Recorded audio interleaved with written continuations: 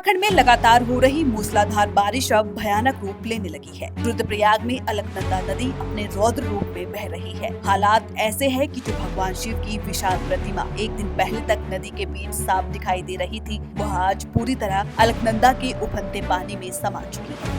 चमोली जिले समेत ऊपरी हिमालयी क्षेत्रों में रविवार रात से जारी भारी बारिश का सीधा असर अब अलकनंदा नदी पर दिखाई दे रहा है। लगातार बढ़ती जल स्तर के कारण नदी चेतावनी स्तर के बेहद करीब पहुंच गई है। तेज बहाव और बढ़ते पानी ने नदी किनारे बसे इलाकों में चिंता बढ़ा दी है, जबकि पूरा प्रशासन हाई अलर्ट पर है।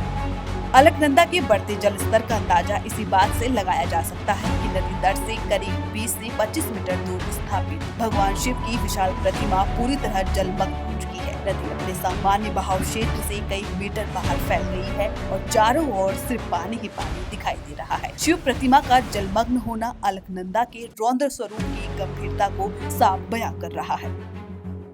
लगातार बढ़ रहे जल स्तर के कारण नदी किनारे स्थित सभी घाट पानी में डूब चुके हैं। घाटों तक पहुंचने वाले संपर्क मार्ग भी जलमग्न हो गई है, जिससे आवाजाही पूरी तरह प्रभावित हो गई है। सुरक्षा को देखते हुए प्रशासन ने नदी किनारे जाने पर रोक लगा दी है। पुलिस, एसडीआरएफ और संबंधित विभागों की टीमें संवेदनशील इलाकों में लगातार निगरानी कर रही है। अलकनंदा का बढ़ता जल स्तर अब रुद्रप्रयाग शहर के बेलनी क्षेत्र के लिए भी चिंता का कारण बन गया है। प्रशासन हालात पर हर पल नजर बनाए हुए है और किसी भी आपात स्थिति से निपटने के लिए सभी जरूरी तैयारियां पूरी कर दी गई है।